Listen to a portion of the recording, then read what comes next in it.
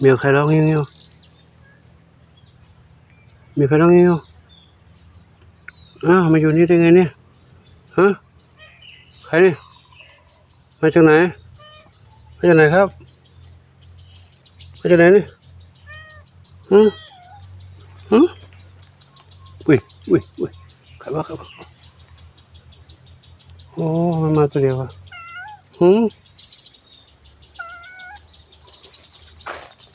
ไม่ได้หนวดน้องมาจากไหนเนี่ยครูน้องไม่ได้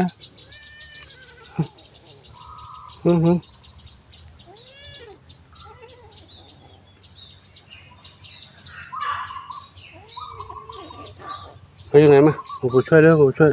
ไปไม่กวนพี่ไม่กวนลูกมาช่วยแล้วต้อนรับสมาชิกใหม่แล้ว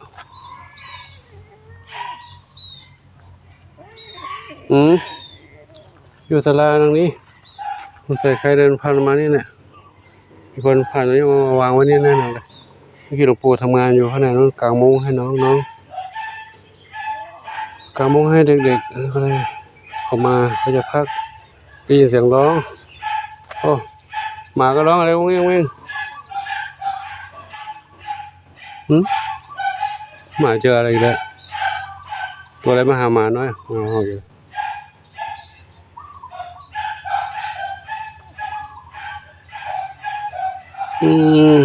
ไปปูจับได้ไหมลูกมาดิโอ้จับได้เนาะลูกใครมาจากไหนเนี่ยโอ้ยมาอยู่กับหลวงปู่กันแล้วเหรออยู่กับหลวงปู่แล้วเหรออยากเป็นเด็กวัดอยากเป็นเด็กวัดเหรอไม่มาคนเดียวไม่มาคนเดียวหนวดหายดูดิไม่หนวดไม่มีใครตัดหนวดโอ้ตัดหนวดนี่หลงทางเอากลับบ้านไม่ได้เลยเขาห้ามตัดหนวดแมวใครตัดหนวดแมวไปกูพาไปบ้านด้วยลูกใครไม่รู้มาให้นี่มาไปแล้วนะดูมาดิมาไปแล้วมาเจอตัวอะไรนี่เลยเร็วดูดิเร็วตัวอะไรเป็นไร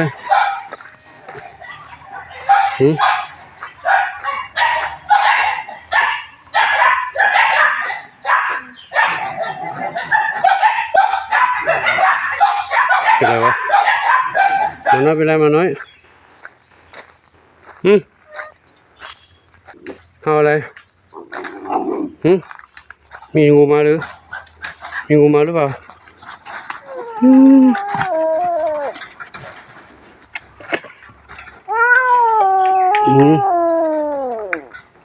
ไม่ต้องเห่าสิลูกเดี๋ยวเห่าเสียงดัง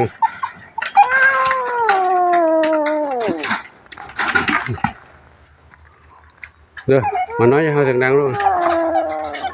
เดี๋ยวกลัวไม่อยู่ตรงไหนดีลูกอยู่ห้องไหนดีนะหลวงปู่น้องใหม่มาอยู่ด้วยลูกหลานมาเดินเลยเขามาคนเดียวให้อยู่กับใครบ้านไหนดีอยู่บ้านไหนดีไปกดน้องเลย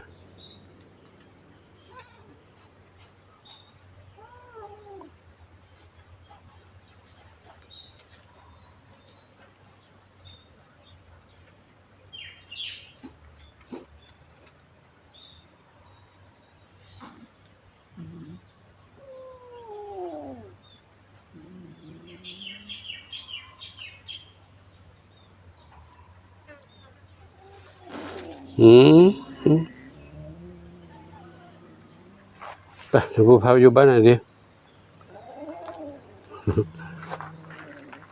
ต้องอยู่กับเด็กๆด้วยกันมั้งอยู่กับเหมียวใหญ่ไม่ได้เหมียวใหญ่กลัวอยู่กับเด็กๆด้วยกันเนาะมาอยู่กับเด็กๆด้วยกันไปอยู่กับน้องข้าวหลามข้าวเมากันนะอยู่เป็นเพื่อนรุ่นเดียวกันไหมเนี่ยรุ่นเดียวกันเนาะข้าวหลามข้าวเมาอยู่ด้วยกันได้ไหมเนาะไปอยู่ข้าวหลามข้าวเมาดิอยู่ข้าวหลามข้าวเมาเนอะข้าวหลามข้าวเมานอนแล้ว มันหลับแล้วบอกเพื่อนมาอยู่ด้วยนะลูกนะฝากเพื่อนทุกคนนะลูกนะฝากเพื่อนไม่เหมียวเนาะนี่เพื่อนไม่เหมียวเนาะอยู่นะอยู่ได้ไหมไม่ได้คู่กันดิคู่กันเหรอไม่เอาอยู่ไม่อยู่กันแล้วอยู่ไม่ได้คู่กันอยู่นอกนี้อยู่นอกนี้แหละอยู่เดียว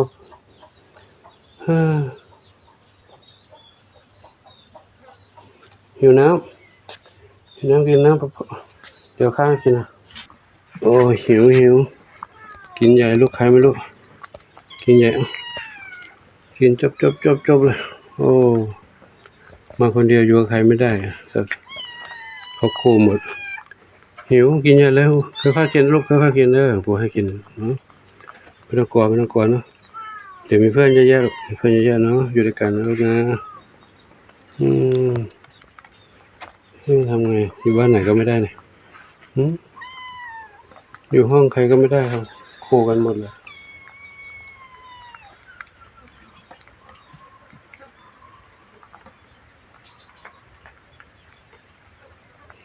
ค่อยๆกินลูกค่อยๆกินนะค่อยกินไม่ต้องรีบอ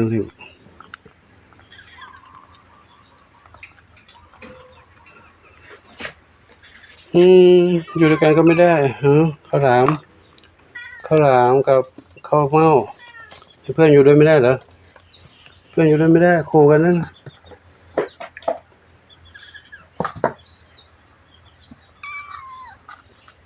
ข้าวหลามข้าวเม่าอยู่ไม่ได้แล้วอยู่คนเดียวนี่นะลูกนะ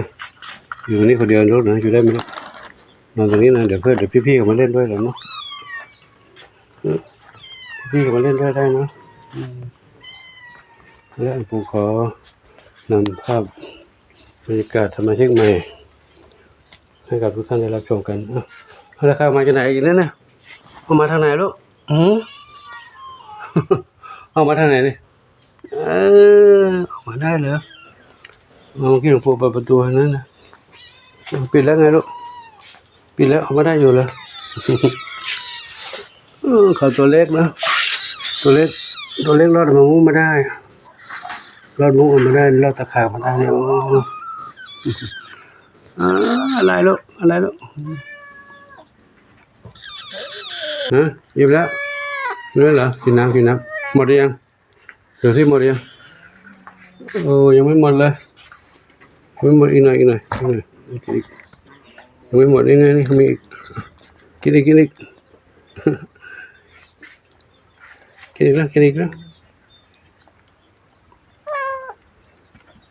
แล้วปล่อยอยู่ในบ้านแล้วกันนี่ลูกเลยกินน้ำถ้าเขาอยู่สักพักหนึ่งคงจะเข้ากันได้อยู่นะอันนี้พี่เล่นด้วยคือพี่เล่นด้วยก็ไม่เป็นไรพี่เล่นด้วยอยู่ได้จะไม่เหงาเนาะถ้าอยู่คนเดียวนี่เหงาถ้าไปขังไว้คนเดียวก็เหงาอยู่เพื่อนเล็กด้วยกันก็อยู่ไม่ได้จะอยู่กับพี่นะจะอยู่ได้หรือนะและปู่ขอยุติไว้ที่นี่นะขอมุนาสาธุขอ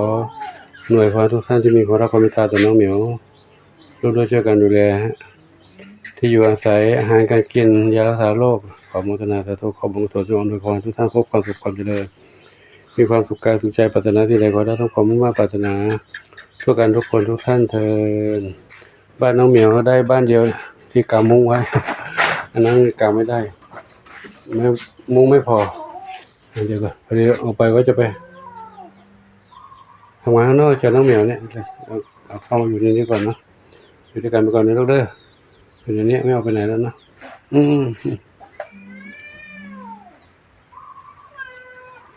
สัญชาตญาณของเหมียวคงจะอยู่ด้วยกันได้อยู่แล้วผมขอยุติไว้ที่นี่เนาะสาธุอายุวันโนสุขังพลัง